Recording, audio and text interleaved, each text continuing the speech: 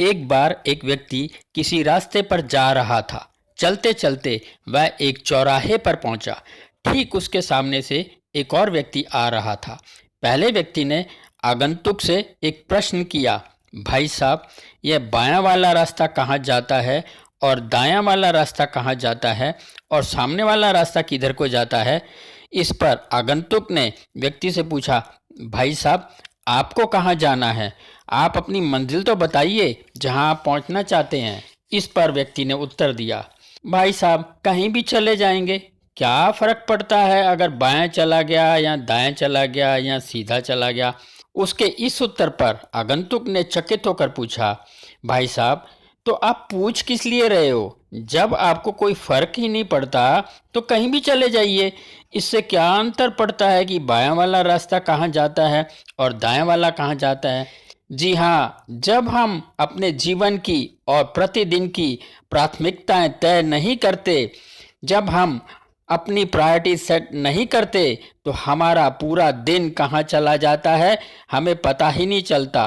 और केवल दिन ही नहीं, पूरा जीवन कैसे निकल जाता है पता ही नहीं चलता।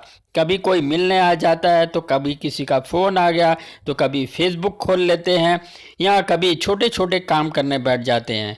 और जब दिन समाप्त होने को होता है तब याद आता है कि अरे, यह महत्वपूर्ण कार्य तो रह ही गया, अरे वह काम तो हुआ ही नहीं। और इस तरह से हम जीवन में बहुत कुछ पाने से वंचित रह जाते हैं।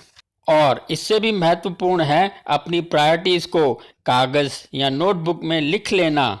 ऐसा करने से मन और मस्तिष्क का पूरा ध्यान उस पर केंद्रित हो जाता है और लक्ष्य के पूरा होने की संभावना कई गुना बढ़ जाती है। हार्वर्ड यूनिवर्सिटी में किए गए एक अध्ययन में विद्यार्थियों से पूछा गया कि क्या वे अपने लक्ष्य को लिखते हैं या नहीं। अध्ययन में पाया गया कि 84% छात्रों का जीवन में कोई लक्ष्य ही नहीं था। 13% छात्रों के मस्तिष्क में लक्ष्य तो थे, किंतु वे अपने लक्ष्यों को लिखते नहीं थे।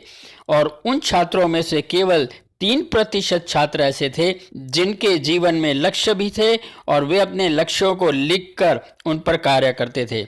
इस इंटरव्यू के लगभग 10 वर्षों के पश्चात उन छात्रों से पुनः संपर्क किया गया।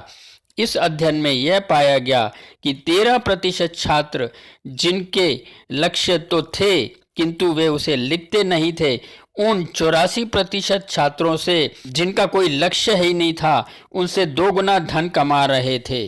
और जो 3% छात्र जो अपने लक्ष्य लिखकर उन पर कार्य करते थे, बाकी के 97% छात्रों से 10 गुना अधिक धन कमा रहे थे। यह आवश्यक नहीं कि लक्ष्य केवल आर्थिक उन्नति के हों या धन कमाने को हो। वे कुछ भी हो सकते हैं, जैसे कि अपना वजन घटाना, अपनी सेहत को बेहतर बनाना, योगा आरंभ करना या अभ्यास करना, पढ़ाई का लक्ष्य होना या कोई कला या हुनर सीखने का लक्ष्य इत्यादि। सत्य तो यही है, इस संसार में जितने भी महान व्यक्ति हुए हैं, उन सब ने अपने जीवन का निर्माण स्वयं ही किया है।